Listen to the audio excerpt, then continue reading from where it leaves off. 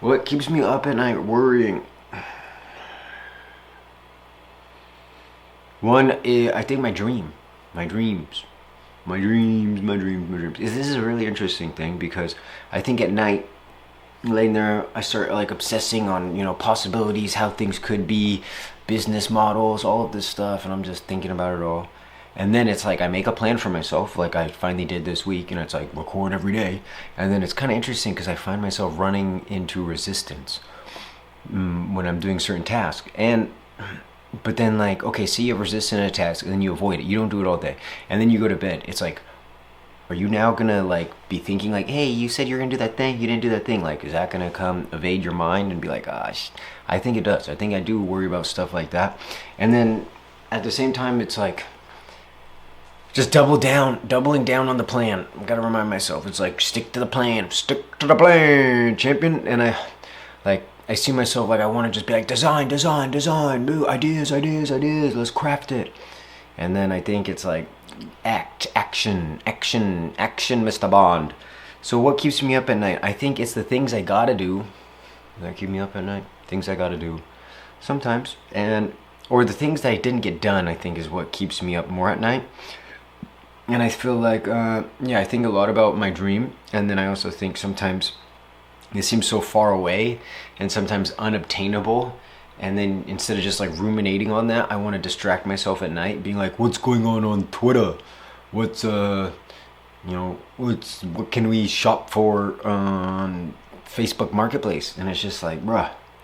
So I'm not like, I feel like I use those things to distract myself from worrying about the fact that you're aging and your dream isn't getting any closer unless you make a decision to make it a priority and make a battle plan and actually execute on the battle plan. And I'm like, oh, whoa, okay. Versus this, so that's what I worry about. I think that's the answer right there. What keeps me up at night worrying? The things that I haven't done. That's it. All right, let's jump back here. What is your greatest fear and how do you manage it? What is your greatest fear and how do you manage it? My greatest fear and how do I manage it? Well, my greatest fear is the fear of judgment of others, the fear of being perceived in an unfavorable manner. I feel like that's one of my big fears. And I think underneath this is this, I heard this idea that there's only kind of three camps of fear. You have the person who is scared of dying. You have the person who is scared of living. And you have the person who is fearful that they're not living enough. So I think me looking at my life thus far, I've carried a fear mostly of living. And I think it manifests in, oh, how am I going to be perceived and blah, blah, blah, blah, blah. But to be my true authentic self, to live out my heart's desires, my passions, my crazy wild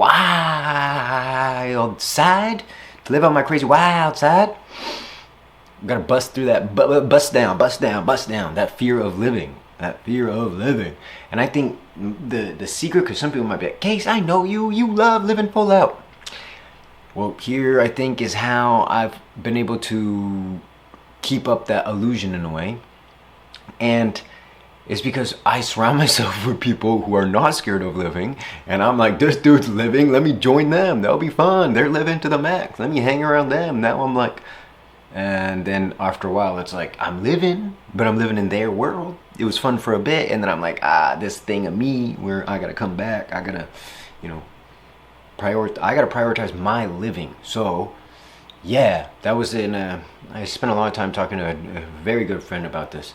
But this idea of like my world, their world, whose world, this, being an invitation to my world, right? All of this came from seeing myself like going in other people's worlds and being a sponge, wanting to learn everything about their world, taking the good, and then, having discernment for the bad or character traits that they may not fit me or may not resonate with me. But I spent a lot of time doing that and then helping various friends and blah blah blah, and that's kind of how I've been able to get by. Uh, but this is why I'm here in front of the camera now. Is because like, where am I living? How do I define living? Am I living? So what is my greatest fear? I feel like I have a fear of living fully true to myself, which sounds crazy, but I feel like that's really what it is, and I think it manifests most frequently on this fear of how am I going to be perceived. So how do you manage it? How do I manage that fear? Well, like I said, first of how I was managing it is I'm just surrounding myself with people who are not scared of living. And I kind of surround myself with people who have a fear of not living enough. That's how I was like, well, if I hang out with them, then I'll get some of that, some of the, like a waterfall, boom, and then the waterfall, like it hits the water, and then it's like spraying everywhere, and you're like just standing by the waterfall, you're getting wet.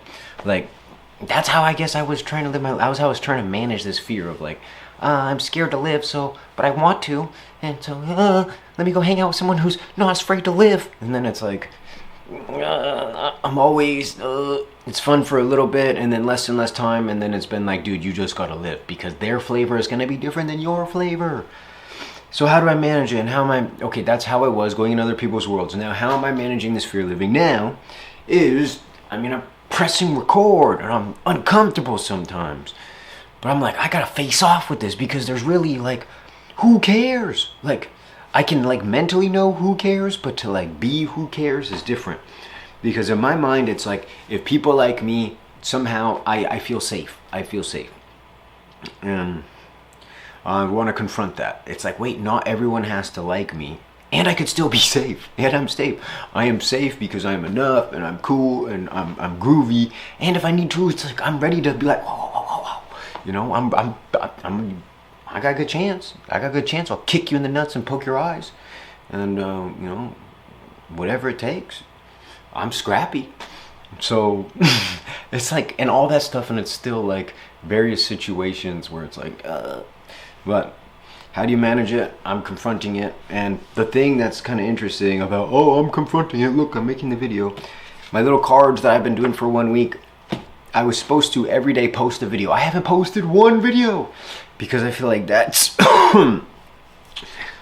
that's that big fear right there, right? And I do feel like that's why when I go to bed, I'm kind of like still a little bit like, not just, or not even like excited because I feel like maybe if I post that video in the morning, I'd be excited to wake up.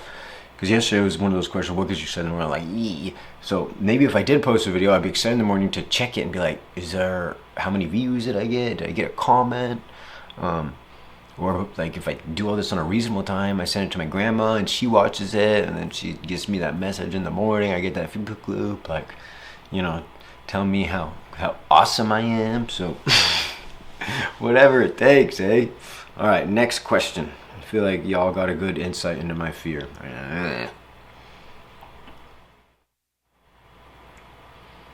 All right.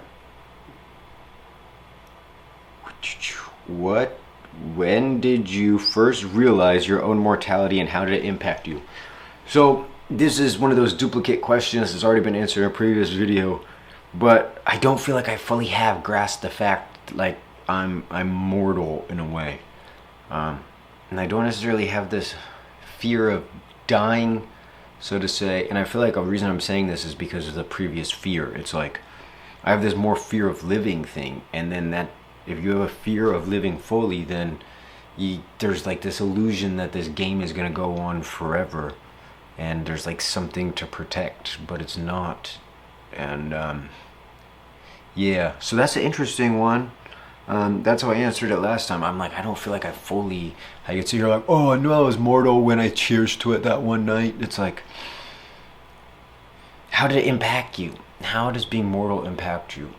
Well, ideally, if you can fully accept that you're mortal, I feel like you're more likely to give yourselves to the things that you feel like give you meaning. And ideally, it should make you more grateful for every moment, because it's like, that they're fleeting. But I haven't fully come to terms with this, so this is all just psychological ideas. And next question, because I stayed on this page. What harsh life lessons taught you the most? Well, Here we ended the other night. What mistakes or failures were the best lessons for you in your life? Y'all can kind of see how there's some overlap here. But what harsh life lesson taught you the most? What harsh life lesson? What harsh life lessons taught you the most? Well,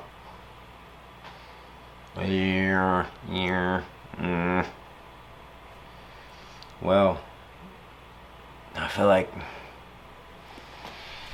this is the. I feel like I'm like, this is the solid thing. I guess what the lesson I feel like that's the most emerging after kind of even reviewing my content is this idea of time management. My time. That has to do with this mortality thing, and the thing I keep saying, it's like if I don't choose to manage my time, someone else is going to manage it for me.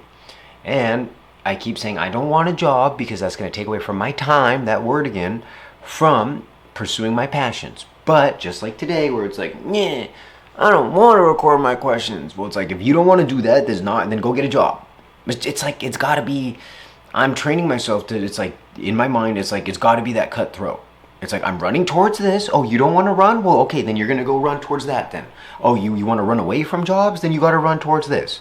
You want to run away from this? Then you got to run towards jobs. It's like right now I don't care. There is no spectrum. It's got to be that black or white, because me just like framing it like that for myself, it's like, oh, let me fully, that was a big swallow right there. Let me swallow that truth. Let me swallow that lesson and be like, I'm running towards my goals. Towards my checklist of the day. And ideally my to-do list is made up of high priority tasks. So, what harsh lesson has life taught you most? Well, it's that. It's like, all right, kiddo, you got one more chance. Because of some smart saving and some blessings, you got a chance, but you have to swing for the fences on managing your time. Otherwise, you're gonna end up in a job, which is not necessarily.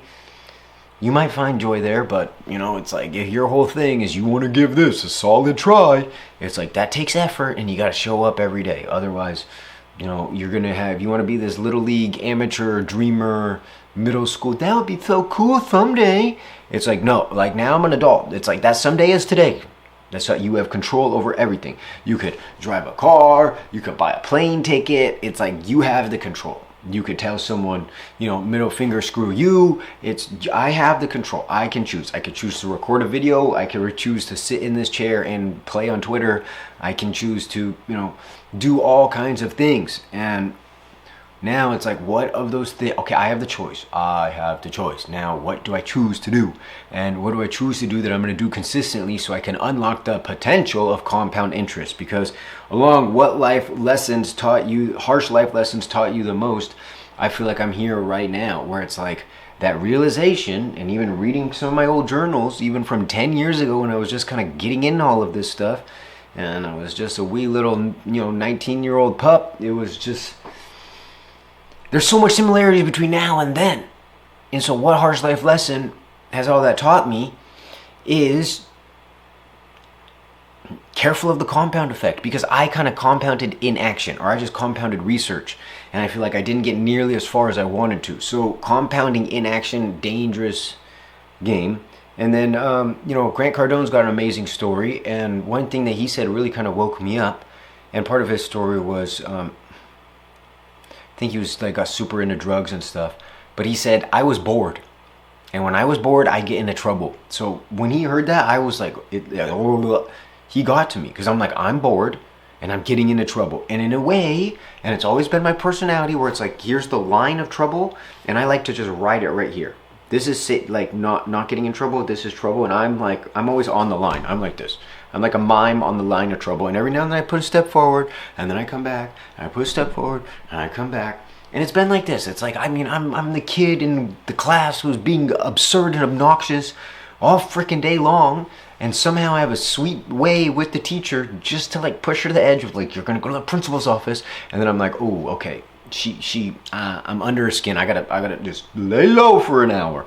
Now I go quiet and I actually do my homework in class because I ain't trying to do that at home. I'm trying to play with my friends at home. So I always on that edge. And how does this go with life's lessons?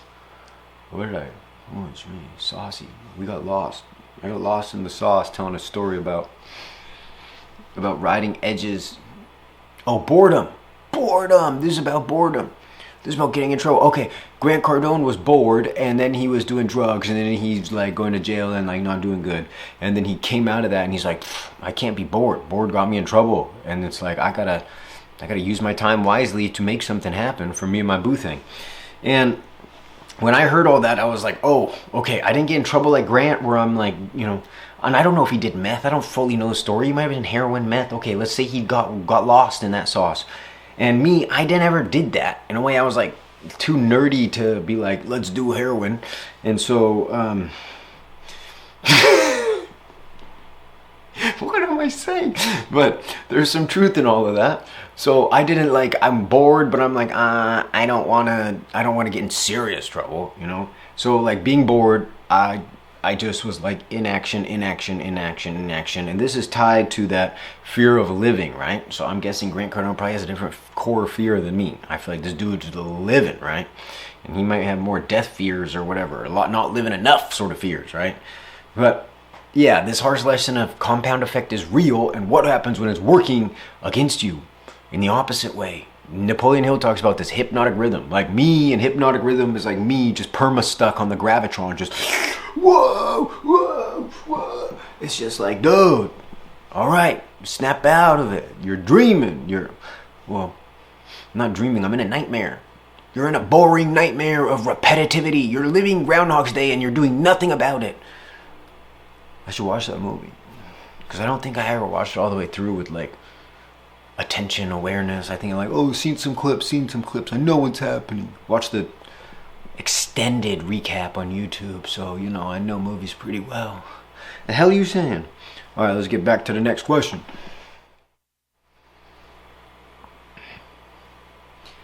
How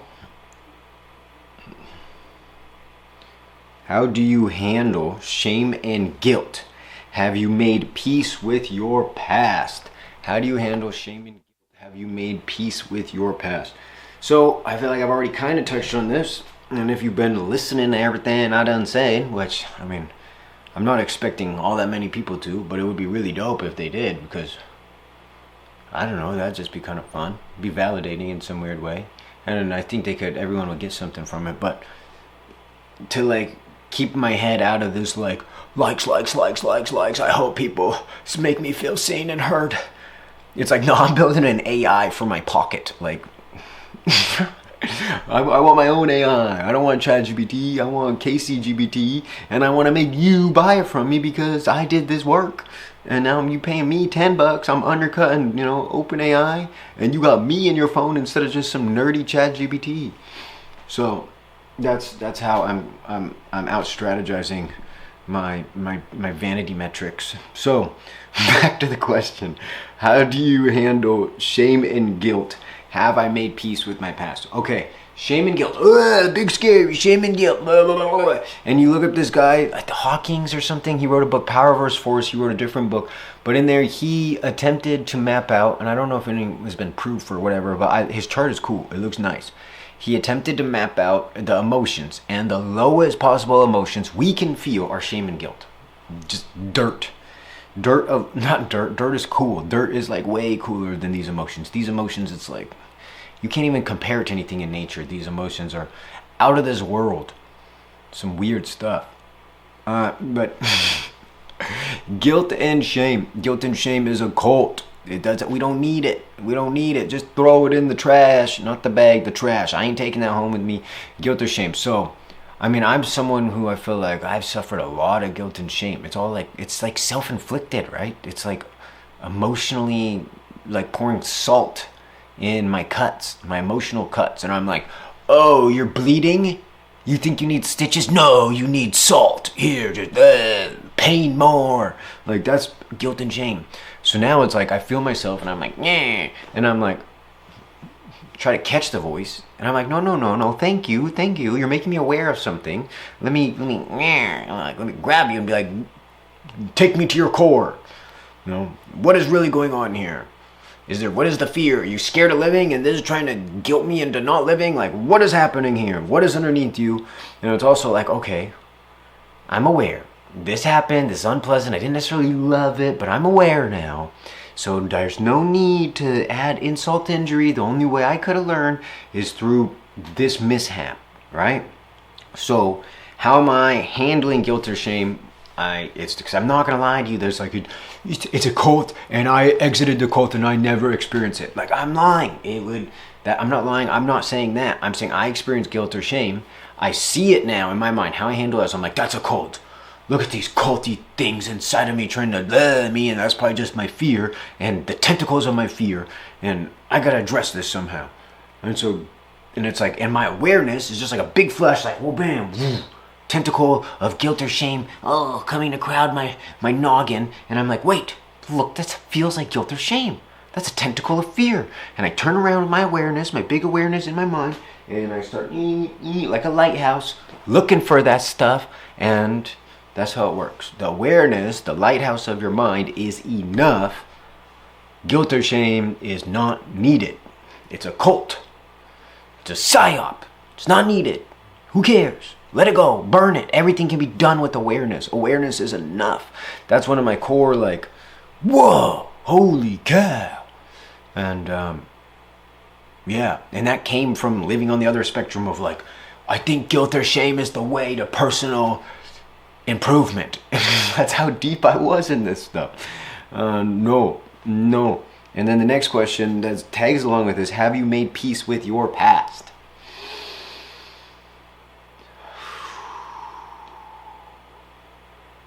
No. Yes. Maybe.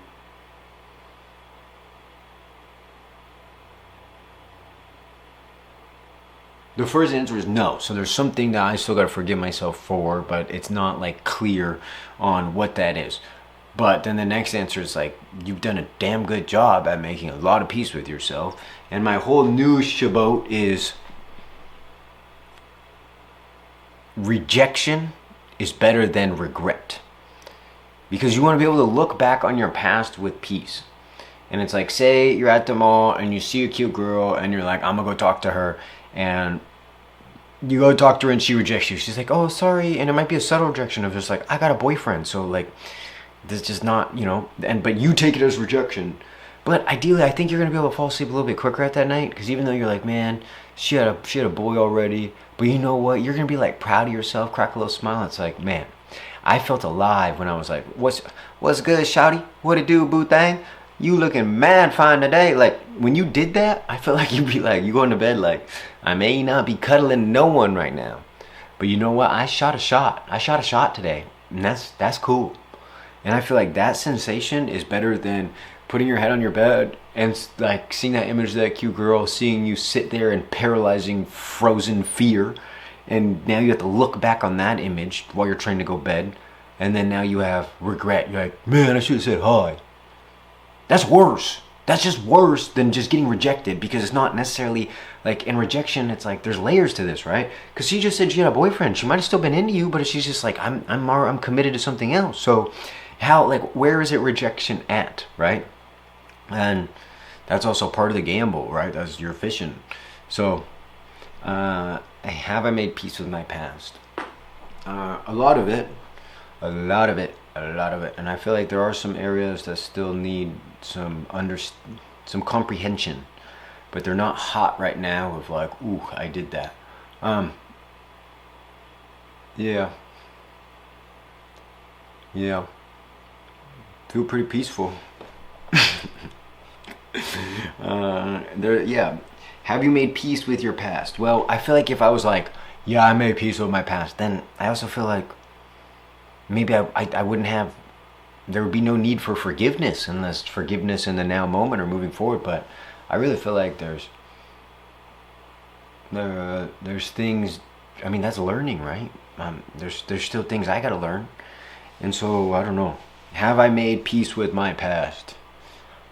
It feels like it was an XP part. I'd be like 95% peace with my past. Like I look back on my life and I'm like, stuff is groovy. Stuff is groovy. But just like with that quote I was just trying to deliver, is rejection is better than regret. It's like, have I been that person right there on my bed of being like, you should have talked to her? And it's like, yeah, can I make peace with that? Yeah. It's like, 'cause, I mean, you have to. It's like, well, you gotta get him next time. And it's also like feeling that feeling. It's like, what's worse? I mean, you feel alive when you go talk to her. Yeah, it's nerve-wracking, your heart beats fast, all this stuff. But that's like, whoa, adrenaline, how cool. I'm not even on a roller coaster. And then at home, if you don't do that, then what do you have otherwise? What is, like, you just put your head on your pillow at night and be like, I should have talked to her. I'm so weak. Or whatever the, like, that's, I'd rather have the story of adrenaline than that. So, but it's like, how would I have known that unless I've experienced both, right? And so now that I've experienced both, it's like, how do I want to orient myself?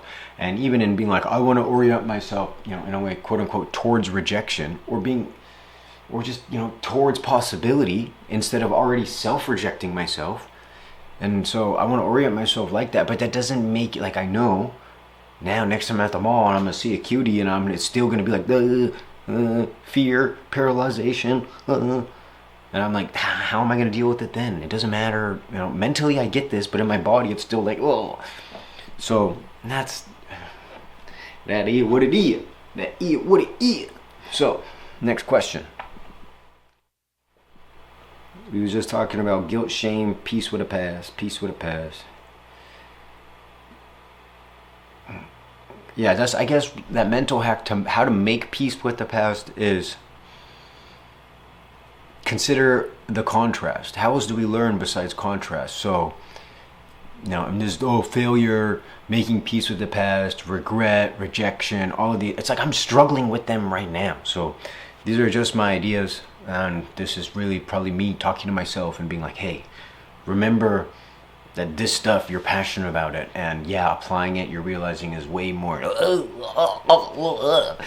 than just being like, yeah, dude, it's just like this, bro. Like, what the heck, man? So, yeah, I gotta preface myself before I'll be on my high horse, like, Napoleon out here. So, what personality trait has gotten you into most trouble? Jeez, this is the bad boy questionnaire tonight. What personality trait has gotten you the most trouble? The fact that I, honestly don't really shut up. Yeah, my discernment for speaking, and it's gotten more fine-tuned because now it's like, is the energy coming from here or is the energy coming from here, like that, this slower way? And now it's like, is my energy still coming from here? And if I think putting a soothing tone on it is gonna shift the dynamic from being lower in my body, I don't know. Are we having a fusion effect just when I slow down? And do I just get carried away by the exploding fireworks that exist as words in my mind? So, I also think the trait that got me in the most trouble is the trait that's gotten me in the most success. So, good, bad, who knows? I do know, though, that there is this deeper game of discernment of when to speak, when not to speak. Delivery. That sometimes me in group settings could use some better delivery. There are times where I'm like kind of nervous, shy, whatever, kind of on the sidelines, not taking up all the space. And every now and then I just got like a witty little one-liner and I'm just bing, bing, bing. And then sometimes that's when people are like, dude, this guy's hilarious. And I said the least because I think it has to do with those things. I'm always trying to be funny, trying to crack a joke. And like, I say my batting average is like maybe like 55%. So like 55% obnoxious case can get to the laugh. Or I at least laugh at myself. And then it's like, I've also observe that dynamic. You're in a group, you crack the joke, and then I'm the first one to laugh, and I laugh the loudest. And then it's even been where no one laughs after me. And I'm like, oh, Do I think if I laugh really loud and first, then it's like when you watch TV, you hear them in the background be like, oh, you're watching some TV show and there's all this like, button pushing laughter, or the live whatever. It's people laughing who are watching the set. Who the heck knows? They could just be putting Bush-in laughter. But I feel like I always like add that own effect sometimes into my do it, and that's one thing I had to stop. And I'm like, bro, just like, can you? And I always admire. I have some friends like this, and they're sly boys. Because they'll crack jokes there, they know they're funny, and then they're just like so cold with it, like, make a funny joke, return to like this cold face and baseline, and it's it's just it's different than me. I like it. I'm like, this guy, he's slick with it, and me, I'm like, I'm just like Tasmanian devil, just make you laugh, and it's like sometimes I do a lot. And then I'm like reading the room and I'm like, you're being a lot right now. But then sometimes I'm just too far gone. I'm like, I don't care. I'm expressing myself. I'm having fun. I'm going to just double down. Let's be more selfish and more wild. And then every now and then I'm kind of like, yeah. Let me just settle down a little bit. What trait has got me in the most trouble? It's that thing. That trait has got me in a lot of trouble. I love to talk. I'm like too good at talking, and now it's like you gotta become a doer, right? You gotta become a doer. So yeah, but it's because I'm like, I was about to end it like, but it's fun though, like I'm kind of like I'm like a drinker, right? It's like, you ain't gonna get me to put down the beer, you ain't gonna get me to put down the words because it's fun. And it's like, you mean to tell me beer ain't fun? Right? It's like, I don't blame him why you ain't stopping drinking. That shit fun as fuck. So, you want me to stop talking? You gotta be out of your noggin. And then I already hear like the avatars of my mentors being like smiling on me with loving presence and like the gentle pat on the back and being like, just focus on the heart. And then I'm like, don't touch me. So, yeah, I get that. And I do understand we tend to be, I'm just addicted to my mind. I just weird marvel, like, man, my mind is so sexy, it's so cool. And I'm like just on that trip. I'm still on that trip. And people are like, the heart, bro. Just the heart. And I'm like, what? And then I like experience it for a second. I'm like, oh, makes sense, bro. Oh my gosh, I have love for my obnoxious self. I'm just in the heart, man. And I'm like doing this overly hippie, but there's realness to that. I've experienced it. I've been like, and this is like part of my listening. I feel like I'm listening from the heart. I'm just like locked in on you. This guy just, and can I feel what they're saying? What is under the words? And I'm listening with the heart. I'm trying to feel like, okay, you say you want this, but what do you really want, right? Like, tell me more. Paint me the picture. What are you craving? So, listening with the heart, asking questions from the heart, communicating from the heart, all in due time. Now, I know I'm like a cerebral AF little dude, so, well, about to be big dude. I ain't no little dude no more, because I'm about to have in my own personal AI in my pocket. Yo, Case, what a good. It's like, yo, Case, what a good. He gonna be like that. My AI, he gonna have my voice. You gonna be tripped up. So, coming to you in like 100 days. Or like 90 some now. Alright, most dangerous trait. Next question. How do you handle stress? Have your methods changed over time? Oh, right here. This is the question we're on. How do you handle stress? How do you handle stress? Have your methods changed over time?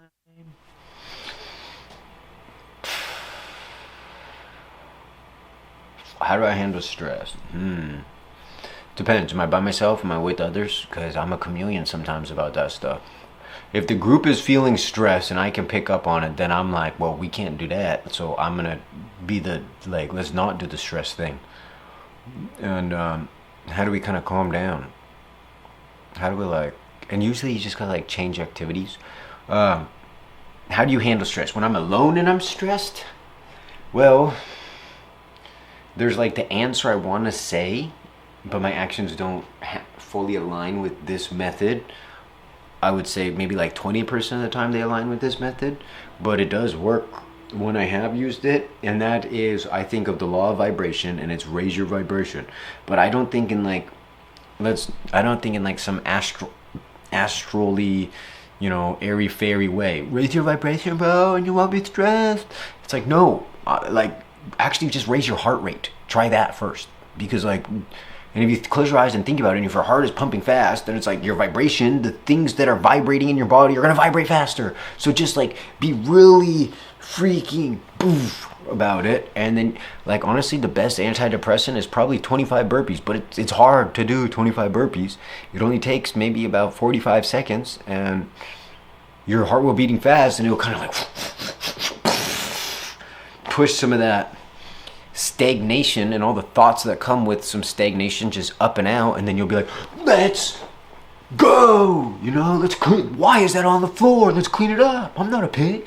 So how do you handle stress? Well, I'd like to be able to get my heart rate up more. And I feel like intuitively, like sometimes I have some crazy stuff happen to me, and then the first thing is like, I can't, I'm gonna go on a run. Like my mind, it's like trying to be like, let's cycle, and it's like, I don't even let myself, I'm like, go run. You could psychoanalyze this while you're moving, right? But let's push this up and out. And bro, if you see like an animal, and this is one thing I learned when I had a pup, but like if you see something like weird happen to an animal, like a deer, like something kind of traumatic or whatever, or like it gets startled, they'll do this like quick shake like that. They'll literally shake it off their nervous system. And when I was like training my dog and stuff, and like if the dog, and you see the dogs do the shake and stuff, and I heard if you're giving a dog a command, and then after the command, the dog does the shake or whatever, it shook off your command. Your command didn't actually get input into the nervous system.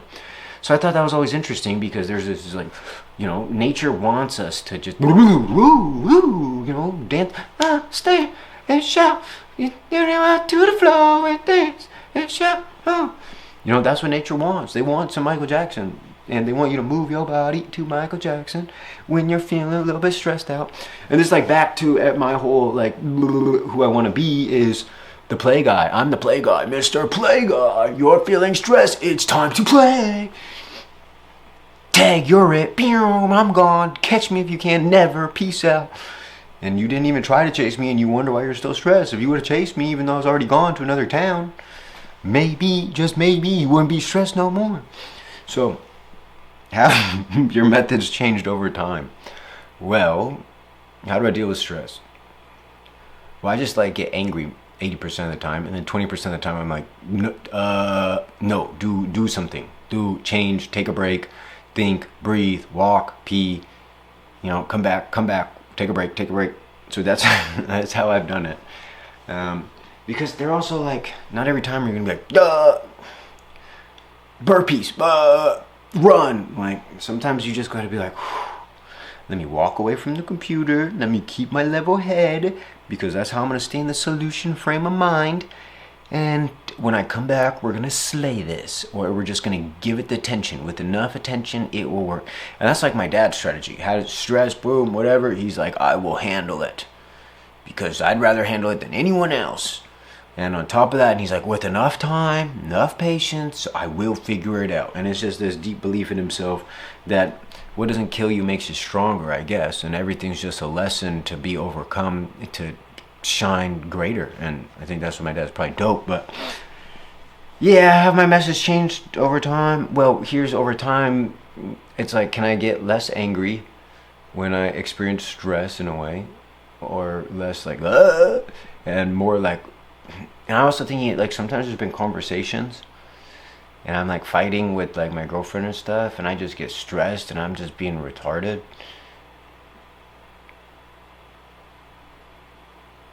I didn't like that I said that. I'm stressed and then I'm getting angry and then I'm like yelling. Actually, that's being like that's being that. And so that happens. And honestly, I should be like, look, I don't want to fight right now. I don't know if we're going to see eye to eye in this moment, but I just got to go.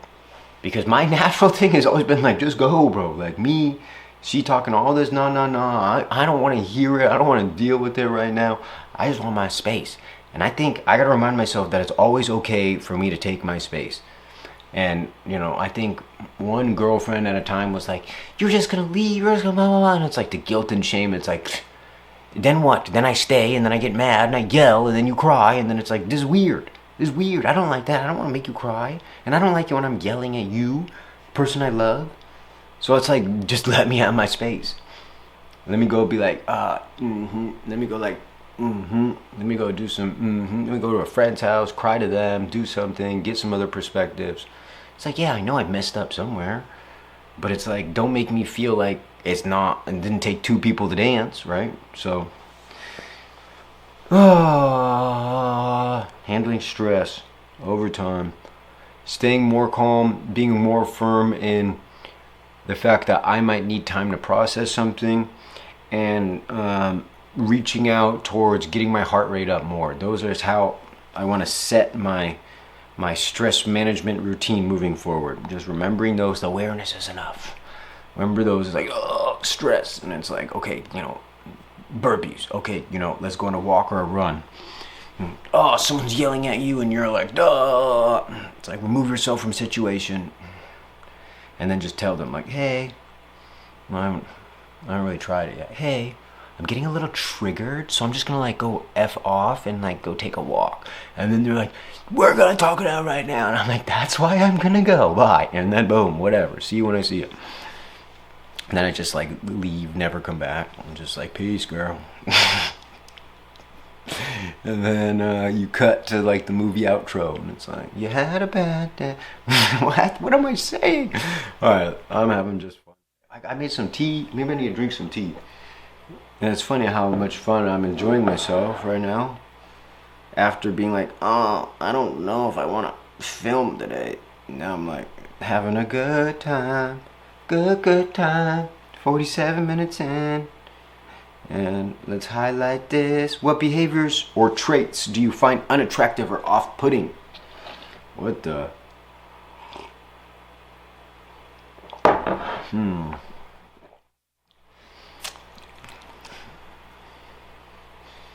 I think inauthenticity.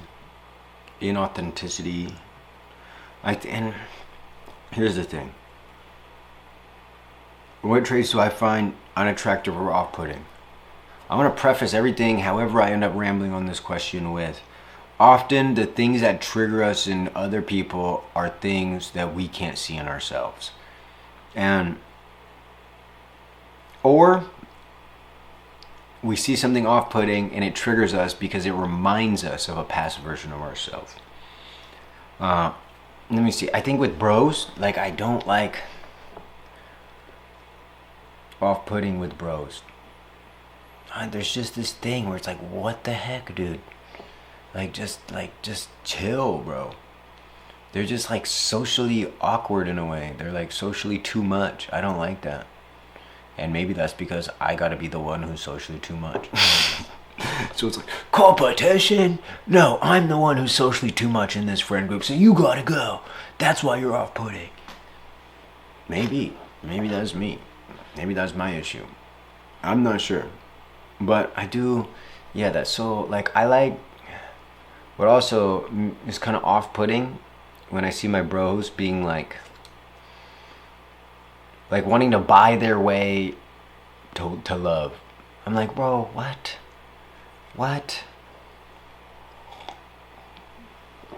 That just kind of breaks my heart, because I'm like, you don't actually want that, dog.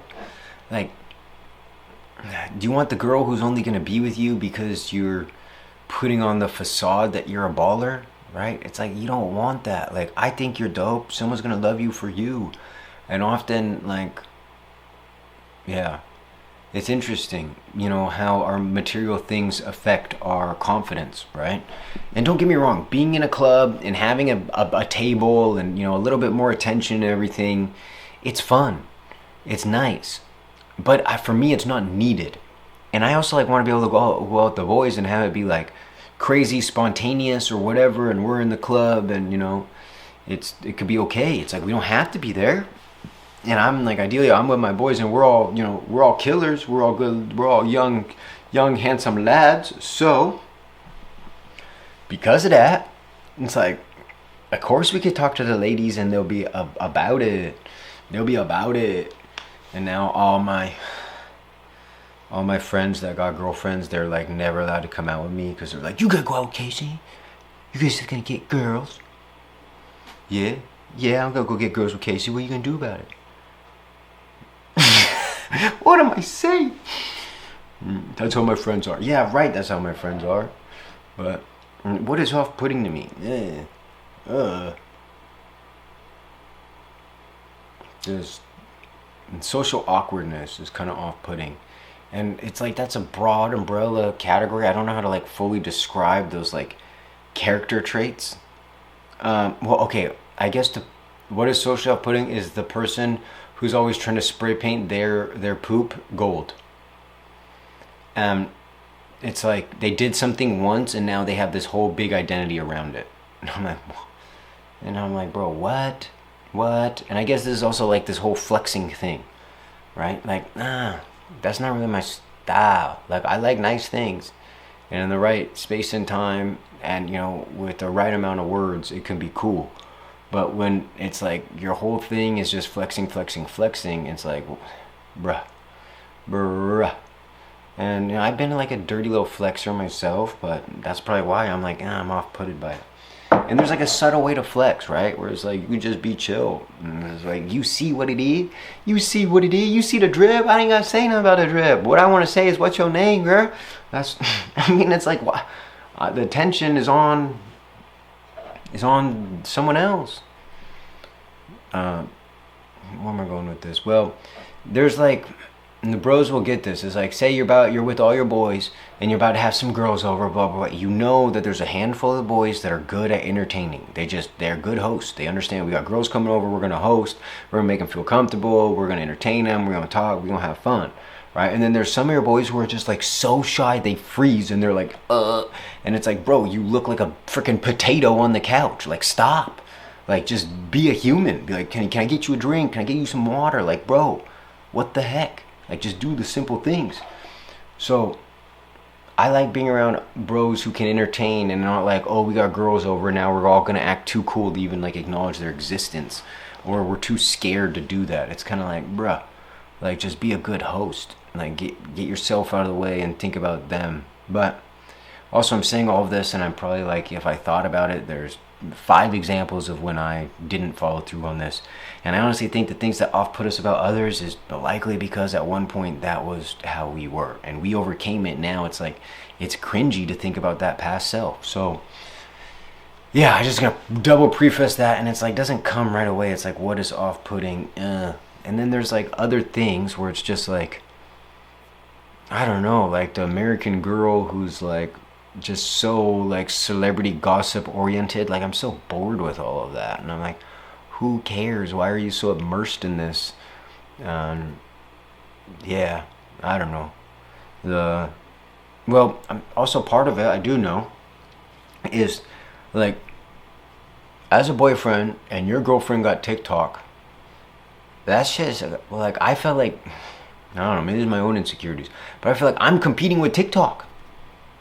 It's like, I'm trying to talk to you. You won't even look up from your phone and look at me in the face because you're like sucked into some weird digital freaking thing. And it's like, what the heck? But I've also probably been there myself where it's like someone's trying to talk to me and I'm looking at my computer and everyone can go die because I'm just in the moment. But that, like, yeah, that bugs me. And then I just also hear this other voice in my head being like, kind of being like, well, if she really loved you, that would never be the case even if she had TikTok, right? So it's like, did that girl ever really love you? And, so that's also one of my crazy thoughts. But it's like, nah, at least someone who's like, yeah, I don't know. But I've also talked about this many times, right? In my right now Instagram name is First iPad Kid.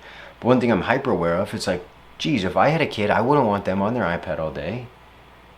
But if they watch me exist in the world and I'm sitting on my phone and my iPad all day, why would monkey see, monkey do? So maybe half the reason I'm like, I'm turned off by TikTok, consumer girls, like, meh.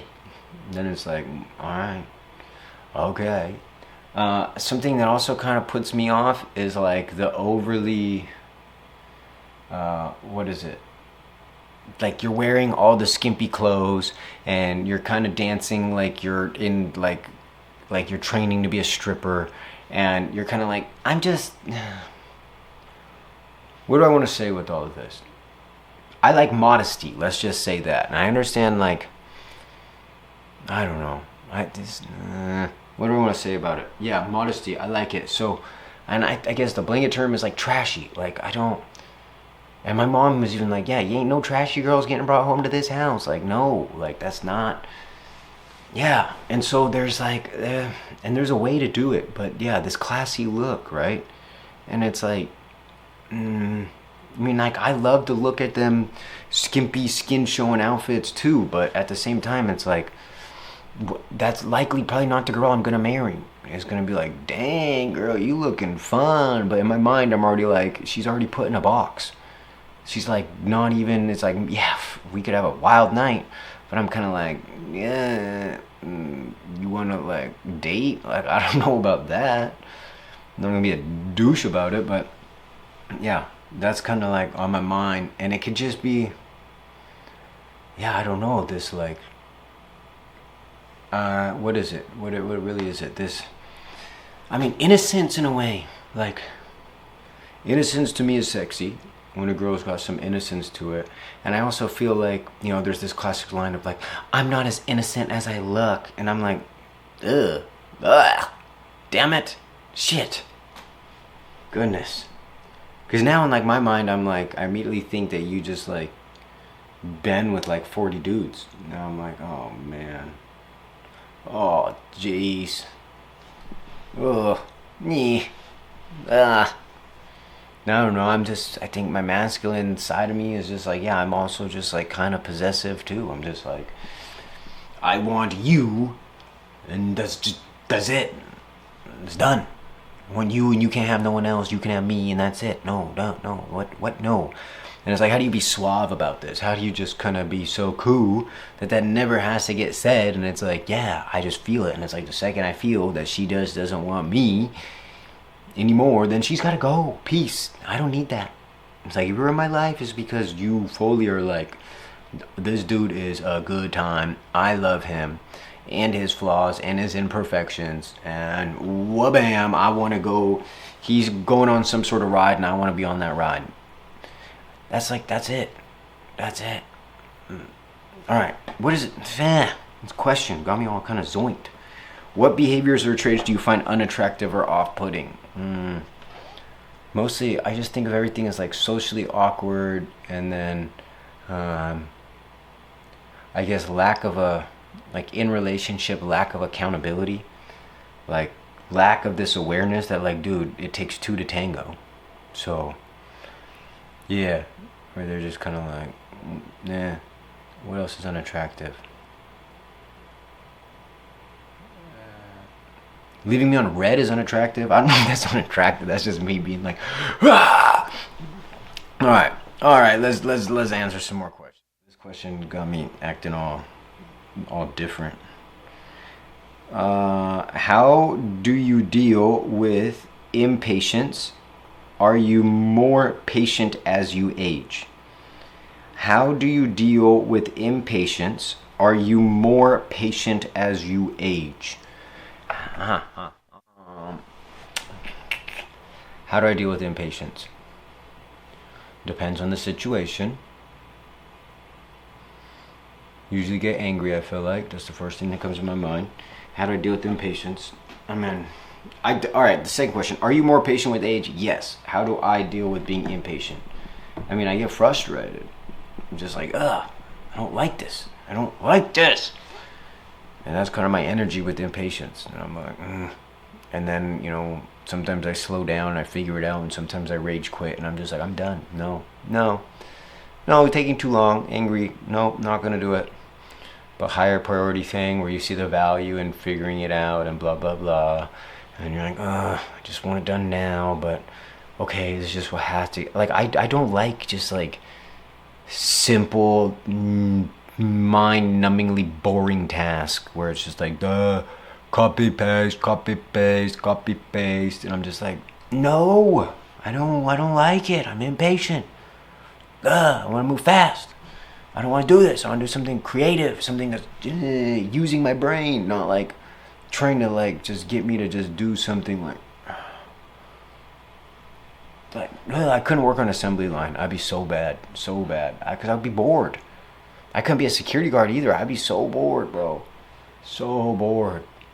I'm just like, I can't get paid. I can't be paid to be bored. No, because like Cardone said, like me, if I'm bored, I'm gonna be in trouble, or I'm gonna be on that line of trouble, and that's like, even if I'm playing that game, then I'm not gonna be being productive or doing my job of being bored. I'm gonna be bad at that. So because how do I deal with my impatience? I think that's part of that thing. It's like, I'm gonna be impatient there, like sitting there as a security guard, just being like freaking something better freaking happen, something. I just start breakdancing probably. I don't know what I would do. And they can't be on your phone. You just gotta like walk around and like look like tough. I would just go nuts. I don't know what I would do as a security guard, because I feel like I'm too impatient for that. I don't like being bored. So I'm just like, how do I deal with it? Is that the question? How do you deal with impatience? I'm not good at dealing with impatience. I don't know what that means. Not good.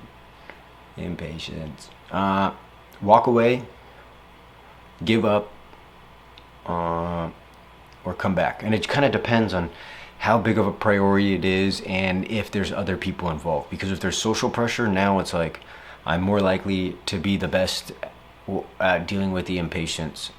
Sometimes I could be the worst on a team with like no now, and sometimes I could be the best. So I don't know.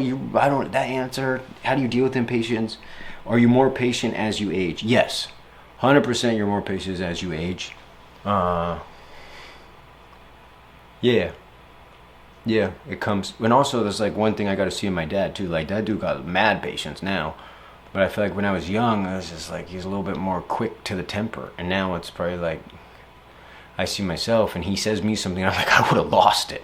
And he's telling me some story about what happened in the business, and I'm like, dude, I would have freaked out. And he's like, yeah. And he's just like chill about it, right? Because I think he's just had too many experiences where he's like realized getting angry doesn't ever make the situation, like you lose solution mindset and never makes it better. So, and I picked all this up just like kind of observing him. So that's why I know like it gets better with time. But it's like right now I got this passion and this spunk and this fire and this flame, and part of that is anger. And why isn't it working? Rah! Frustration, right? And it's not like, it's not guilt or shame myself. That could be just part of it, right? So that's how I'm gonna answer that question. It gets better with time. And what are your mental frameworks to just keep staying calm? How, and that's like everything I said. Team makes it easier. High priority thing makes it easier, and to just the impatience come. I want it to happen now. To be like, okay, wait, let's just take that sacred pause. All right, where are we at? We gonna make it to 60? We gonna still make it to 60? What from the past are you still holding on to? Why can't you let it go? What from the past am I still holding on to? And why can't you let it go? Are there any girls I'm still holding on to? No. I mean, have I messaged my ex-girlfriends? Yes. Has that been, like, if I was in a relationship, would I be doing that? No. So, I done it just because it's like, I'm bored. And a little bit of attention feels nice. But very quickly, after like 2 messages, I'm like, the hell am I doing? I don't want to be doing this. I don't want to, like, whatever. It means nothing. Well, I reached out for something, and then I'm like, snap out of it. But I'd be lying if I'm like, no, cold turkey, never talk to them, dead to me. I mean, often I still think about them, and I'm like, I wish they were dead to me. No, I'm just kidding.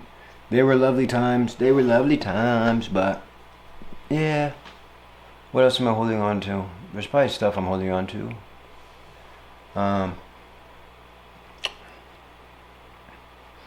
What from the past are you still holding on to? Why can't you let it go? Well, I think the thing I've been holding on to longest, and I don't think I need to let it go.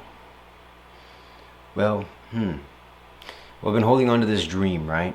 And we're 10 years in, and I feel like this is part of the reason I'm here in front of this camera now. Because it's like I either give myself to this dream or I let it go, right? And it's like, can you honestly say that you gave a solid attempt at giving myself to this dream?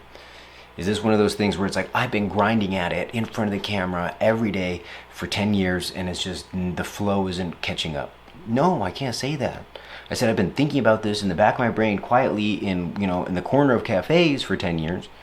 That's a way different energy. So this is the one thing I never gave up. And I feel like in my life now, it's like, okay, Buddo, you gotta, fulfillment, this world of fulfillment. It's like you either swing for the fences on this dream or, let it go to some extent and kind of see if you could still get there another way. But maybe you do go do the more like corporate thing, right? You go apply yourself in corporate or this or some startup. And I'm like, maybe. But I got to give myself a solid attempt at being an entrepreneur. I've never given up. I'm still holding on to this fact of being an entrepreneur. Despite the last 10 years me acting like a wantrepreneur, I haven't given it up. I'm still holding it on. Why am I still holding it on? Why can't you let it go? Why can't I let this go? Because it's like, it's my dream. I gotta see it through. You gotta see it through. And then with that, what from your past you're still holding on to, Well, I don't know. Because I know it's somewhere in the past, but the answer that's coming to mind is this realm of this fear of how I'm going to be perceived, right? And how do I let that go? Because I haven't posted a video yet. And I'm hoping to be like, everything's going to be scheduled this weekend. And, starting next week, you're going to have videos going out every day. And all this will be behind you. But it's not yet. So I'm still holding on from some sort of thing of like this fear of how I'm going to be perceived. And and this is also like, what turns me off about other people is like when they spray paint their shit gold, right? And maybe that's why I'm kind of scared of all this, because I'm stepping out of that person who does that, and I'm being very raw. I'm not trying to talk down on, my intention is not to talk down on anyone. If anything, I'm just talking to myself and seeing where that goes. And I'm being really raw. Like, I don't necessarily love the fact that I'm, living at home and I'm about to be 30 in a month. Like, no, I don't. And it's like, okay, say, like if you were to put in front of me like a handful of who I thought the most beautiful girls were in high school, and I had to tell them about my life right now, I feel like that would be very hard. I'd be like, this is what I'm doing. If I was just like, this is where I'm at, I'd be like, damn it. I wish I was more. I wish I was a baller. I wish I was a little bit taller. So that's, I think, that image is kind of in my head when it's like, all right, I'm about to share these videos. And it's like, I'm 30 living at home. Damn it. And it's just like, thankfully I don't got debt. And it's like, and they're like, what did you do with your 20s? Oh, I traveled. Like, what? Huh? And I also know if it actually happened, I would find ways to be entertaining and fascinating, and because I'm also be curious, like, what happened to you? What happened in your life? Oh, you got a kid now? What? That's crazy. What's it be like being a mom? And it's just, I go to play my strength, asking questions, play to that strength, get them going. I mean, I had some wild experiences. I pushed really far of like, psychedelic science and experiences and blah, blah, blah. And it's like,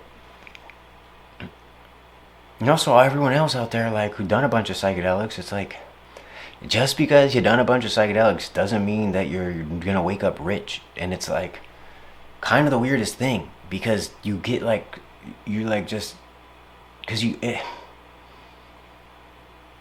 feel like you did big, deep, meaningful work at times on crazy psychedelic adventures. And so it's like, well, now of course I'm going to be rich. Of course everything's going to manifest. And it doesn't. So that's also, yeah, I'm kind of like looking at that. But also at the same time, it's like, would I have traded all of my psychedelic experiences that I've had thus far for any sum of money?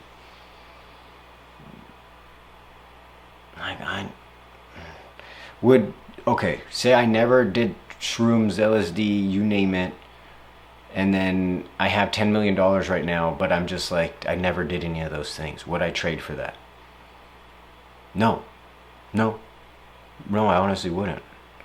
It's like, here's 10 million, but we're going to erase, all these chapters and all these things that, led you doing psychedelics and, with the certain, well, because half the psychedelic thing is with the people I got to do them with as well. So it's like, if all the people and all those experiences were just, but it's like, boof, here's 10 million for that. Would I trade it? No, I wouldn't trade it. So, and then also the guy with 10 million in his bank account and he's walking to an auditorium with the most beautiful women in his high school. It's like, okay, in that moment, I'd be like, what's up, ladies? I'm big baller. But it's like, yeah, now I'm something else. Now I'm not that. But I'm in there, and you can't really tell someone else like, hey, you've lived. I've lived. I seen stuff. Seen aliens. They tried to take me, and I got scared. That's what my life was like. That's what I did over the past 10 years. Like, the heck? It's this kid's problem. Glad I didn't date him. I'm also like, I'm deep in this situation in my mind right now, but I also kind of like know myself, and everything is like, I'm over pressurizing it. And of course I wouldn't like, yeah, that stuff might come out a little bit here or there. I'm just gonna be me, but I also know it's like, everyone would leave that room feeling like it would just be good. Because one thing I do know at my core is, no matter what table I'm at, I add value. That's just who I am. That's just my being. I'm just curious. I just like want to, you're talking about business, you're talking about political strategy, you're talking about this. It's like very rare that I'm not at a table where I can add value. And even a table full of women, though it's like intimidating on like, how do I make myself a part of this conversation? If I am a part of the conversation, I'm gonna add value. That's just me. It's just been, I'm just sure about that part. And now it's not like so much like, wherever the wind takes me, that's where I will, sprinkle value with just my simple presence. Like, that's been a fun game, but now I'm like, how do I be a little bit more crafty with my value? How do I have like some sort of, how do I trade this value that I'm talking about for dollars? How do I be serious about this thing? So that's kind of the transition I'm in right now. But I do have that mindset that I would rock it. And yeah, all the babes hanging out with me. I'm still, there's not even one of the questions. So, and what was the question, right? The question was, what from the past are you still holding on to? Why can't you let it go? Well, one, I said the first thing to answer that is my dream. This dream to be an entrepreneur, this dream to revolutionize the way modern education is conducted. That is my dream. That is what I can't let go of. One, because it's my dream. And two, I also feel like I haven't given it a solid try. I haven't given, or not try, I don't like that. I haven't given it effort. I haven't been like, oh, I gave it all of me. And I want to do that. So that's why I haven't let that go. Anything else from the past? Well, I don't know how it exactly fits in there, but I'm working on letting go of how people perceive me. Or I have no control over that, right? So what, like, I don't want to hold on to that anymore. I'm so like trying to manage other people's perceptions of me, and I don't actually have any control over that. So I want to let that go. That's somewhere from my past. Why can't I let that go? Why can't I let go?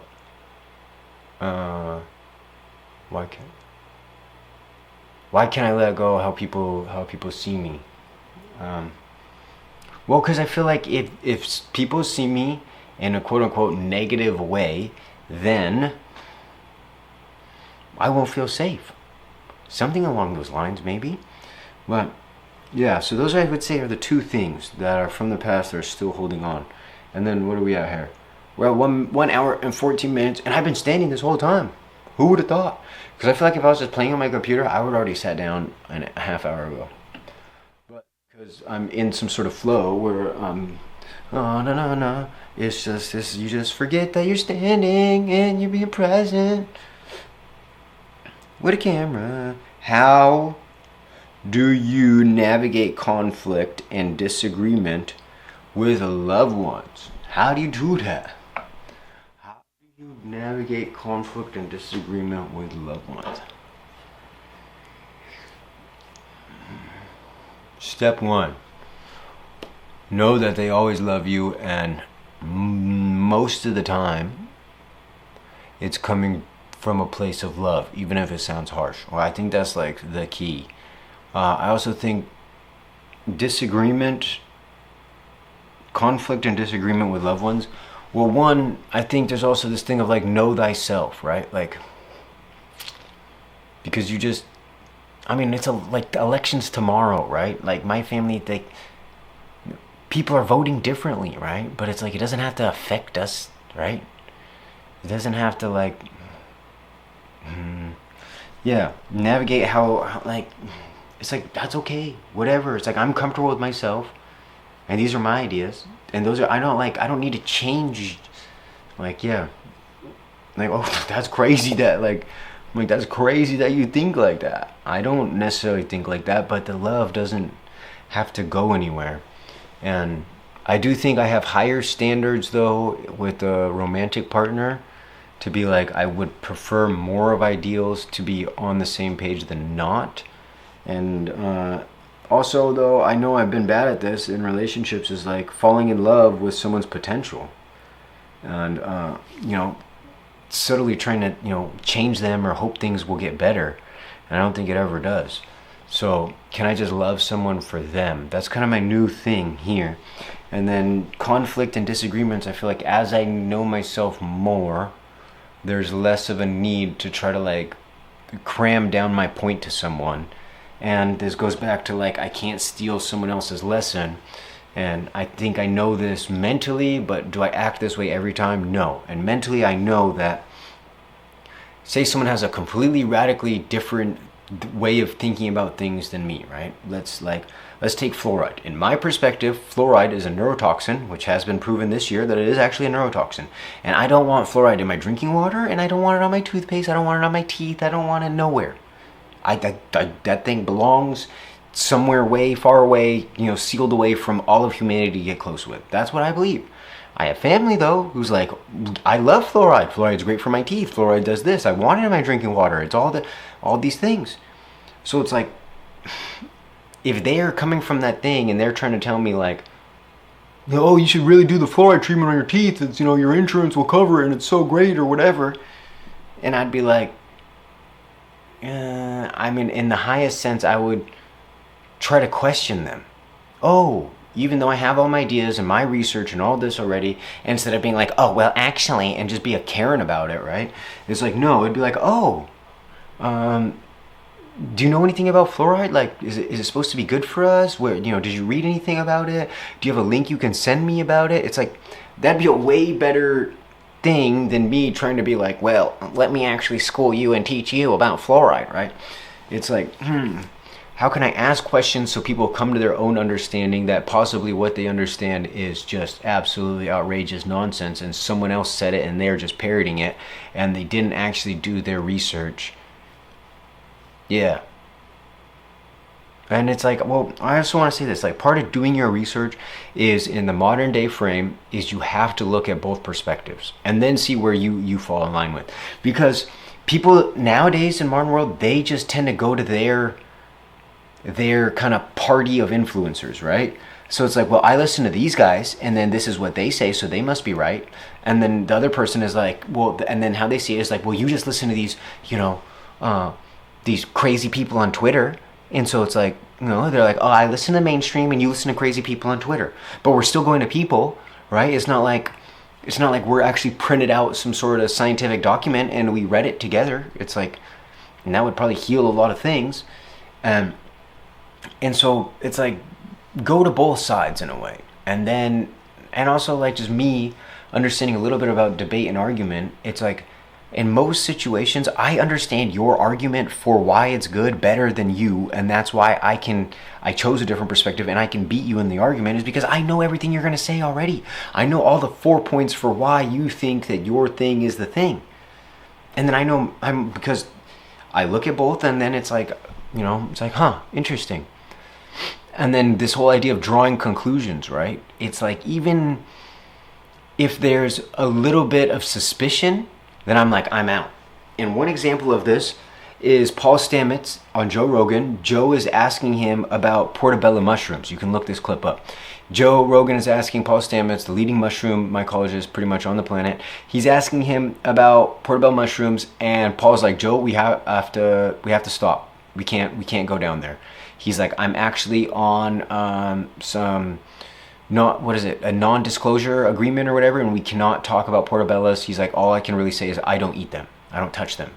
If you have the leading mycologist in the world saying I won't touch them, that's enough. I'm going to follow his conclusion on that. I don't want to be like, well, this guy's being weird. I love them on my, and I'm like, they're whatever. For me, it wasn't even like portobellos, right? And now I'm kind of like, yo, tell me about the Chris Minis and the whites and the little brown, because those ones I like. But are those just mini portobello? Like, that's where I would be next. I'm like, should I be eating those too?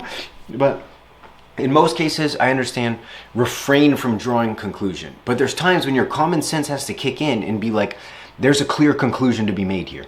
So I don't even remember what the original question is and how I got going on all of that, but that's part of my answer. And here it is. How do you navigate conflict and disagreement with loved ones? Okay, how does that tie in? Well, can we ask questions to get through it? Can we ask questions? And I feel like a lot of times it's just like misunderstanding. And I think the reason I get triggered is like I still feel like a kid who's not feeling heard. And so you're not seeing my point, and now I take it as you don't hear me and you don't see me, and now I'm emotional and sad. And it's like, how do I separate that from, it's like, this person has their perspective, I have my perspective, and that's okay. That's okay. And then there are some perspectives where it's like, if we don't share perspectives on this, we can't share a household. And I think, yeah, I have to, as the man, be like, I have to know what those are, and then question as I'm dating of like, how are you aligned on this perspective? And then it's like, do we align, do we not align, right? It's like my thing on fluoride, like based on my views on fluoride, and I would tell my partner this, and it's like, if they don't quit fluoride in like the next 2 tubes, it's like, I'm probably not going to be with her. Because I'm like, why are you being so stubborn about this? And I'll even like print out, here's the little thing, the peer-reviewed thing where it says it's a neurotoxin. Like you're being silly. And if they're like, nah, whatever, nah, then I'm like, we probably aren't going to share a household, because you know why? It's not her. I'm not being absurd, because I'm thinking about my children. Okay, I have children with her, and say I'm busy and I'm working, I'm making money and I'm doing my thing, and then she's taking care of the household and the kids are out of toothpaste. I don't want my kids brushing with fluoride toothpaste. So, and this is just naturally how my mind works, right? It's like, and also from my experience, and this is another thing, there's a lot of lesson, I forgot to talk about this, but from my experience, especially with women, I've tended to compromise myself a little bit in the beginning and not ruffle any feathers or avoid conflict, right? And there's maybe things that upset me, things that I'm like, it's okay. And then they keep going, because I don't express, hey, I don't like that. Because I'm like, if I say that, she's not gonna sleep with me anymore, she's just gonna leave. And so it's like, what? Then I bottle it. And then one time, I'm finally like, what the heck? I don't like this. And I come down really hard. And then she's like, whoa. I'm like, where did all this come from? And I'm like, well, it's actually pissed me off the last 12 times. And she's immediately like, why didn't you tell me the first time? Now I'm like, because I was scared. Because I was scared you would leave me. But I never say that, because pride and so all that comes up. And the lesson I've learned from this is, moving forward, if something bugs me, can I just be like, I don't like that bugs me.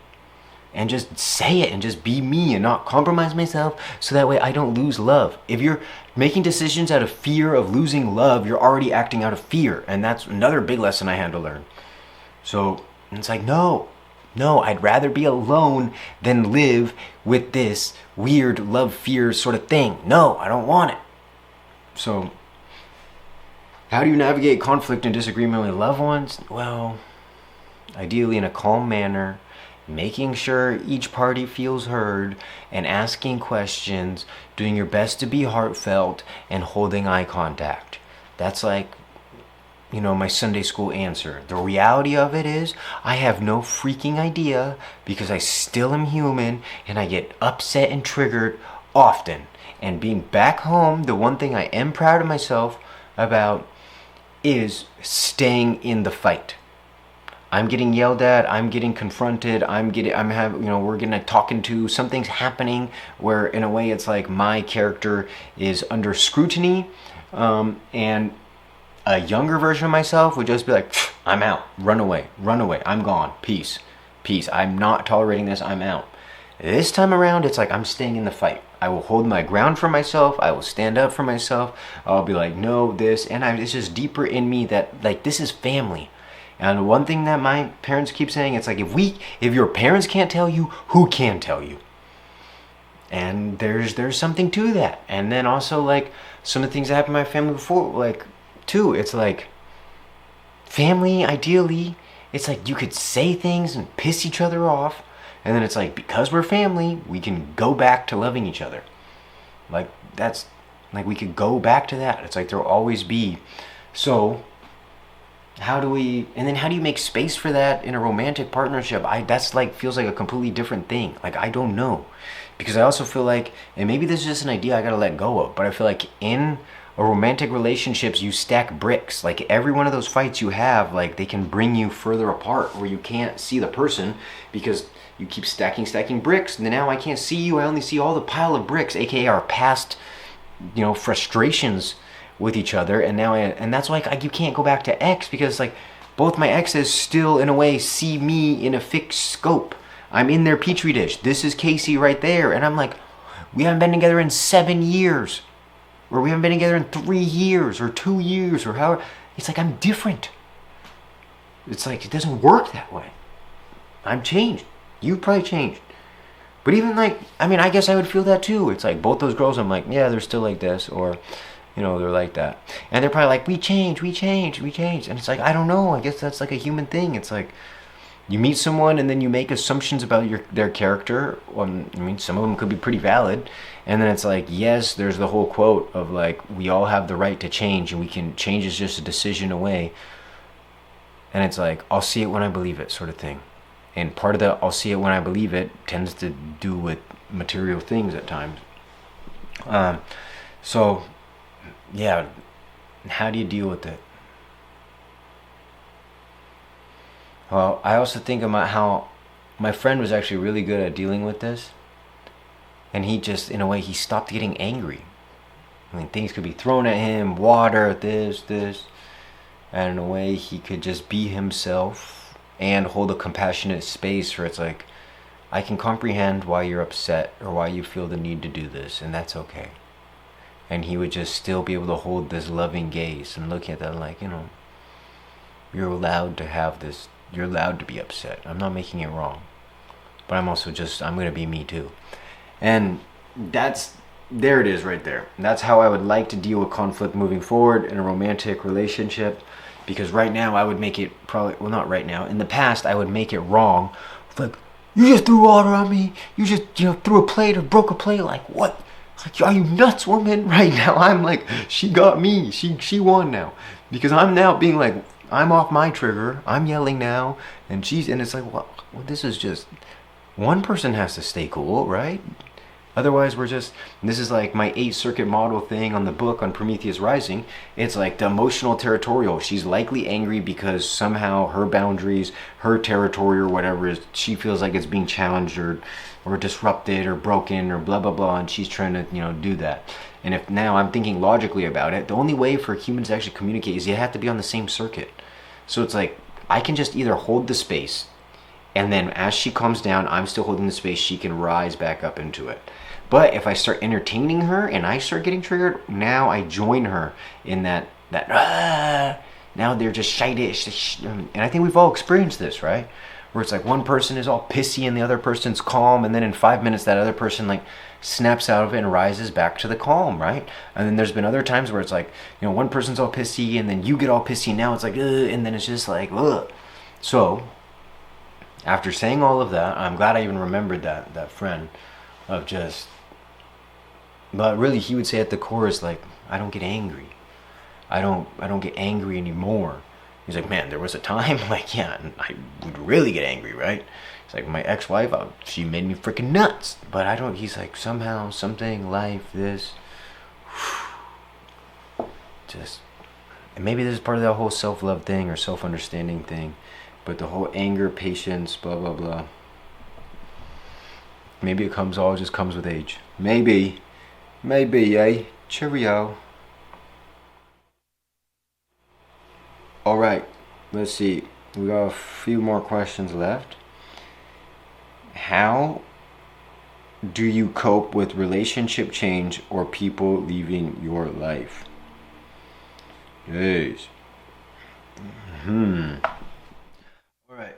Relationship change. I've been in 2 long-term relationships during my 20s, and when I broke up with them, how did I cope with the relationship change?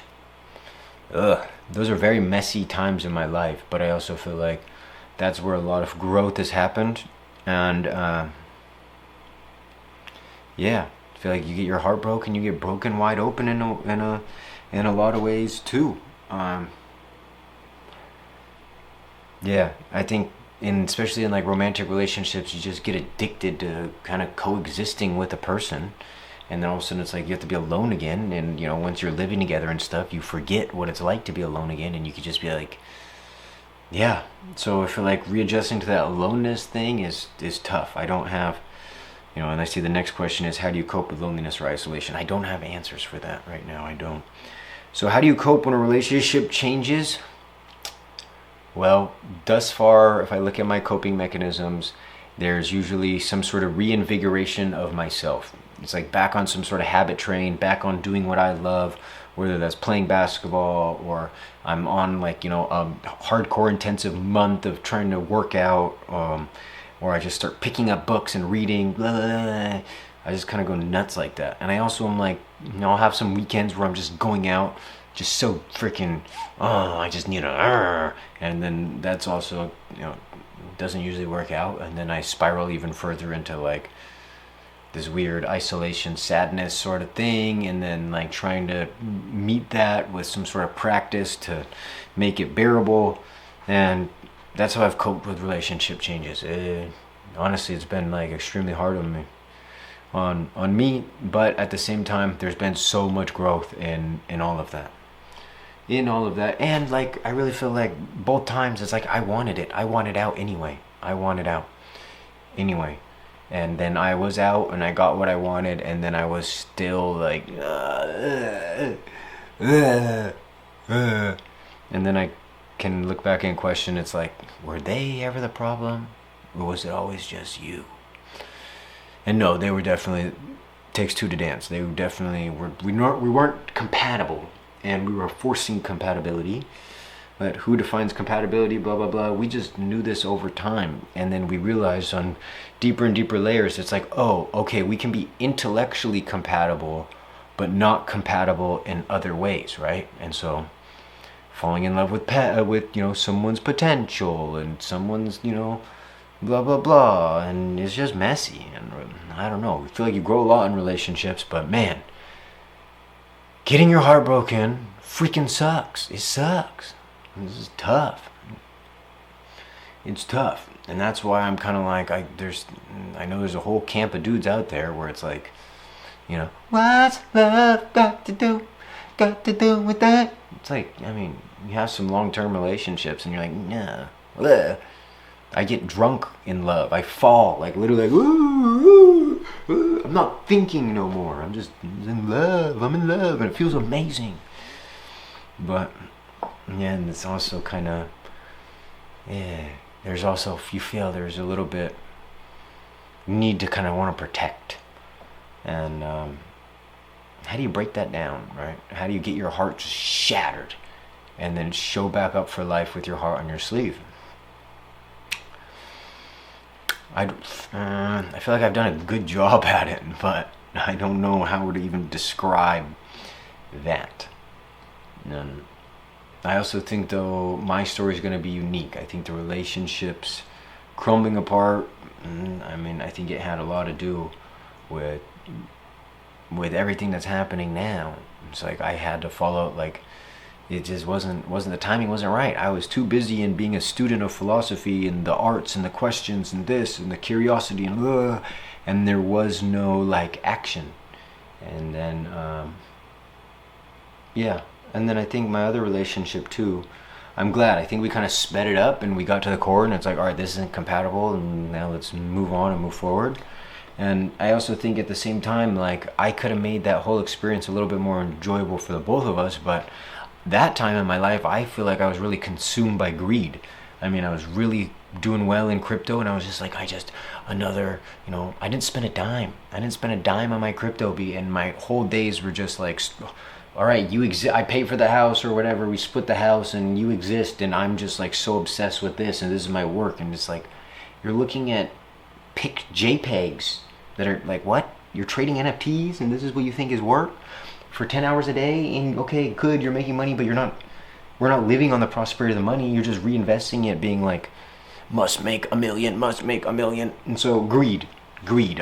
And now I mean, we'll see, but I have to invest in myself now too. I can't invest in others. But I think part of that now is I'm different. I have more space because it's not like I need this money for then. It's like then may not be promised. And I think that whole mortality question, I mean, it's bubbling up inside of me. Then the future is not always promised. So sometimes we do, and it's a balancing act. We got to just have maximum fun now. And we have to be willing to do the things that we want to enjoy, right? And then I got to remember what I like to enjoy. It's like, I was making great money. It's like, yeah, trip here, trip there would have been nothing, right? I probably would have made more because I'm more happy. And then when you're more happy, you're more in flow, and then boom, all of a sudden more opportunities come. So that's, I don't know. I had to express that. And that got expressed. How do you cope with relationship change? I kind of talked about that. And people leaving your life. So right now, it's interesting because I was in this town, Vilcabamba, Ecuador, for 3 years. And I feel in a lot of ways I became this like little prince of this town. And I just kind of knew everyone. And you're like a little mini celebrity in this town. A bunch of really cool people there. And then now I've been in the U.S. and I spent 3 years building this whole network. And then I come to the U.S. and it's like, I kind of left them. People leaving your life. I left a bunch of other people's lives, but then I also can say and look at myself, and I know I've kind of been like this my whole life, is I'm not the best at necessarily, like, I'm a proximity guy.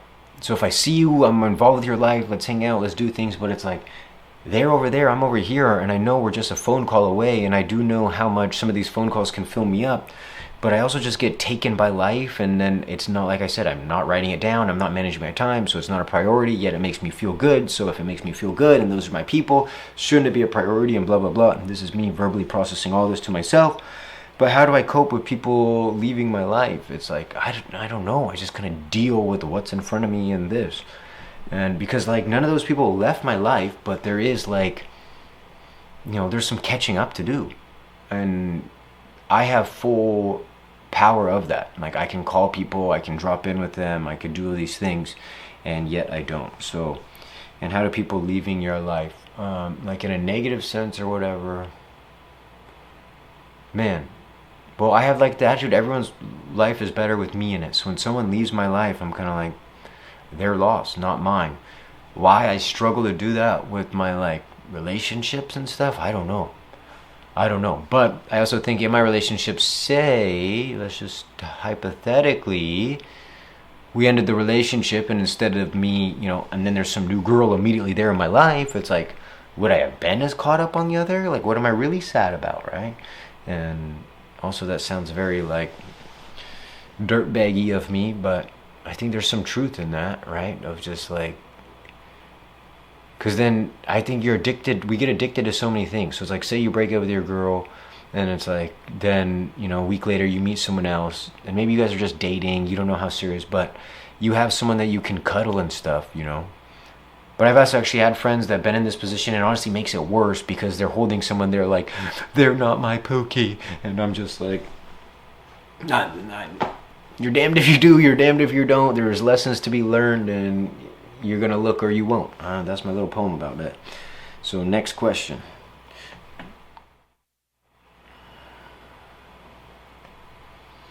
How do you cope with loneliness or isolation?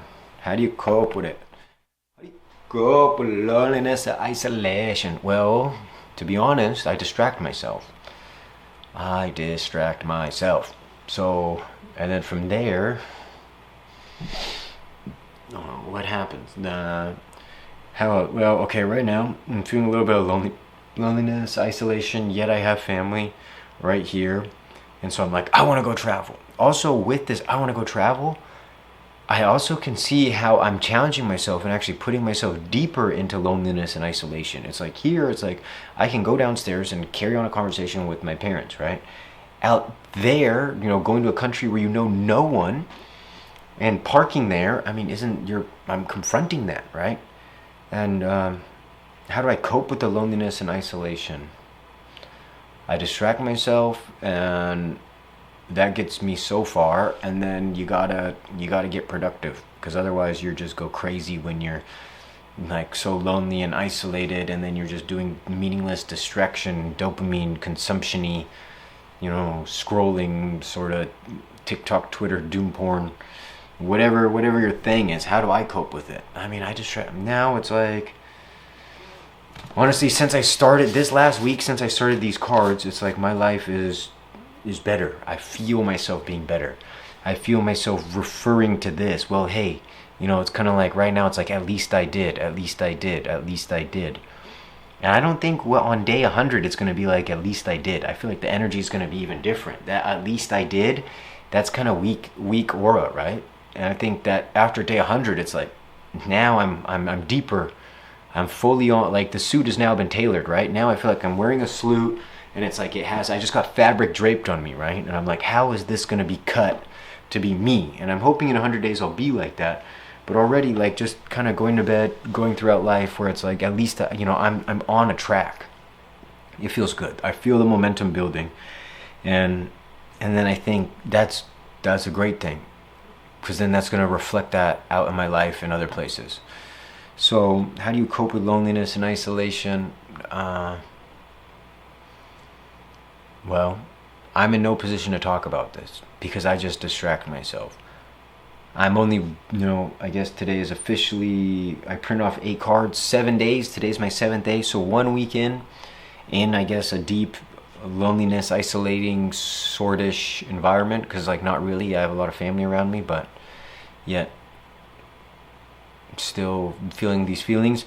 And how I'm confronting it right now is, instead of being caught in this distraction, or we could also say instant gratification loophole, I am setting up a game or a system for me to get fulfillment. And yeah, I'm 1 week into that system, and then, I mean, tomorrow or the next day, when I run out of these cards, I'm gonna have to redesign the system and make it a little bit more, that flow spot. Where is that flow spot? Where is it not too hard that I become anxious about it and paralyzed, and also not too easy where I become bored and just like don't even care. So that's part of the game, and that's where I'm at.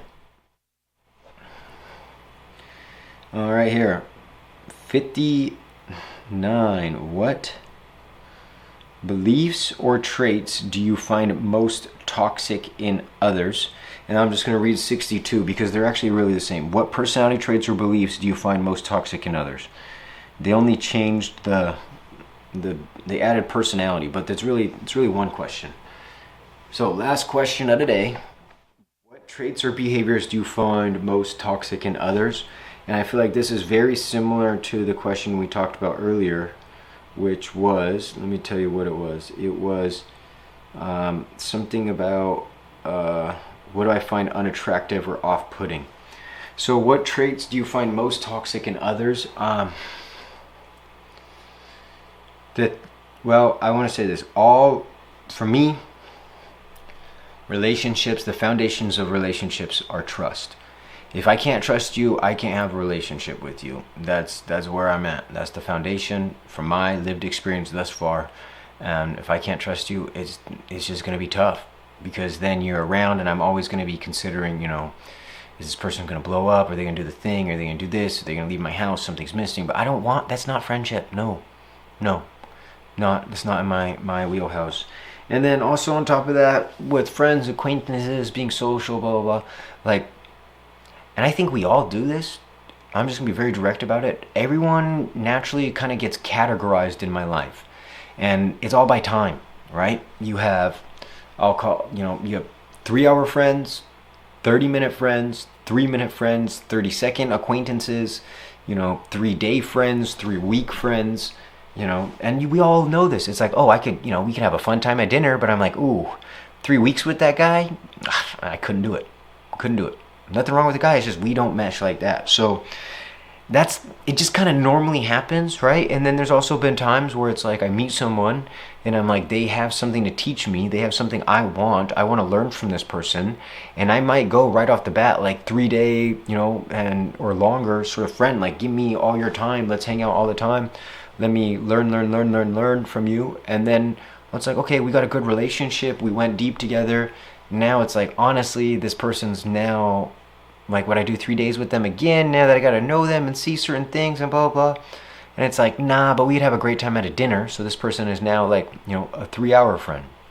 So that also happens too. Or there's some friends where it's like, you think they're 3-hour friends, and it's like, we had some dinners, we were at the potluck, we were doing this, we were doing that, and honestly it's like, it happened like 5 times. We just kept having fun, more fun. So now we're going on a quick weekend getaway vacation together, sharing an Airbnb. It's like, that happens too. So people can move up and down and this and left and right, and depending on the seasons. And I've even, like, mentors, it's been like that. Well, every week we're spending 8 hours, on one day I'm with this person and I'm full on, and then I'm not seeing them for 3 months, and then all of a sudden, like, something new in my life, and I'm seeking out their advice, and we're on. So all of this is taken with a grain of salt and flexibility, and sometimes it has nothing to do with bad personality traits. It just has to do with me and my curiosity and my passion and what I want to learn in that moment. But back to the question, what behaviors or personality traits do you find toxic in others? Well, one thing that it's kind of like, I guess, this lack of accountability sort of thing, just like, annoys me. And yeah, there's just some, like, not understanding I feel like every relationship with another person has some sort of karmic debt. It just happens, right? Oh, you get invited for dinner, or this or that, like, there's always, like, there's this game of giving, and are both people playing the giving? Because I guess the toxic trait is someone who just wants to keep taking, take. Like, at some point it's like, I'm drained by this person. And a lot of these things I feel like are more felt, like with people and traits. It's like you're hanging out with someone, and do you feel like energized by spending time with them, or do you feel like heavy afterwards? And I don't know, is that behaviors, traits, this, whatever? Yeah.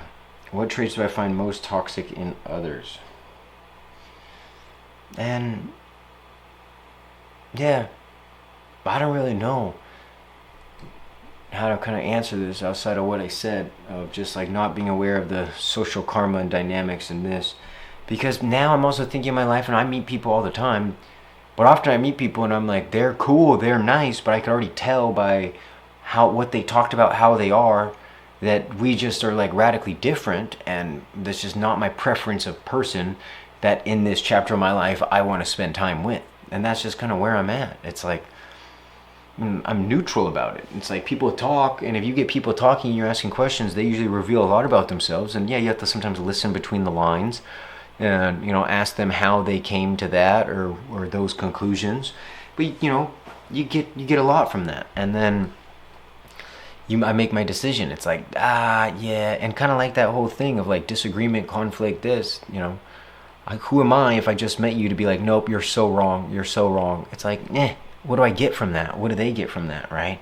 It's like, I get to look like an asshole, and maybe it's like, someone else from like afar who's not even a part of our conversation is like, yeah, he's right. And it's like, I don't even get the you're right validation. It's just, so this toxic thing is just like, ugh, you send something weird, and then in a way, you kind of recategorize the person. And it tends to be the people who annoy me the most. It's kind of like, it's always their world, their world, their world, their world, their world. And you only exist to serve their needs. And that's like, ugh, that gets boring. And then there's people who, and there's different levels to this, right? Because there's someone who can invite you into their world, and their world, it's all about giving, right? There's a different energy there. So I've been in people's worlds where it's all like pat my ego, and you're pretty much like hanging out, and you're like to somehow help them look cool, and because you hype them up or whatever. And it's, yeah, that's like, it just gets old. And there's other people you're invited in their world, and they've created beautiful worlds, and they're so giving, and they're so loving, and it's really, yeah. So I don't know what that is. Is it, more of a lens of like, I don't know, is it narcissism? Because I also feel like narcissism is kind of a weird thing, because and that's why I kind of opened with this idea of accountability, because I think we're all wired to be selfish. And then because this whole narcissism, it's like now you have people who are scared to be themselves or do what's best for them, because they're like, am I being narcissistic? And now you're like paralyzed by it. And I feel like I'm half in that camp, right? Of like trying to manage things I can't control, or other people's emotions or perspectives, when it's like, I just got to do what's best for me. And then if that looks selfish, whatever, but that's okay. And so that's why I don't want to say narcissism. I want to say more like accountability. They can be accountable, and they're aware of the giving karma in a relationship, right? And it's like, oh, this person scratched my back like 8 times in a row. Like, let me get him a gift. Let me bring him something. Let me put him on. So yeah, just knowing that. And it doesn't, like, even if you have no money, it could be little things, right? Like, you could just pick some freaking flowers on your walk over to your friend's house and be like, hey, you got a vase? Like, I just thought these would look cute here. And now it's like these acts, right? It's just these acts. Or it's like, sometimes it's little things. You buy food, and and you're so hungry, your friend shows up, they're waiting for yours, and you're like, hey bro, try these fries. Oh my gosh. Like, it's the little things, right? But I think it always comes back to some level of sharing. It has to do with this kind of karmic thing I'm talking about. And I like to be around people who, know how to, I don't know if sharing's the right word, but they're just aware of this, and they want to maintain that equilibrium. And so that's, we're going to end it there, right there. So that's what it was. The most toxic personality traits in other people are those who kind of always playing the victim. Poor me. It's like those people are draining. And then the people who are just like oblivious, or like takers to your generosity. They see your generosity as something to be used in weakness. It's like, ugh, those people, don't like them. And then people who take accountability, like they mess up or something happens, and then they're not in any way responsible. And that can look like a multitude of things, but those is what comes to mind as like toxic traits I don't like in people. And if you're not trustworthy, you're not going to be in my life. If I'm just like get sketchy vibes, I feel like I can't trust you. I feel like if I was in the bathroom and you were in my house, you might steal something out of the drawer. It's like, you're not going to be in my freaking life. No. Because now think, like, I bring you to a friend's house. Now you're going to possibly dance, and you got a sticky hand, and you're going to possibly, jeopardize my relationship with this person. Or you come to my family's house and you're doing this. That is just an absolute no. No. And then everything else too. And ideally not be socially awkward, right? Like, you can carry on a conversation. You know how to be polite. All of that. So those are my questions for the day, and I'll catch you later. Peace.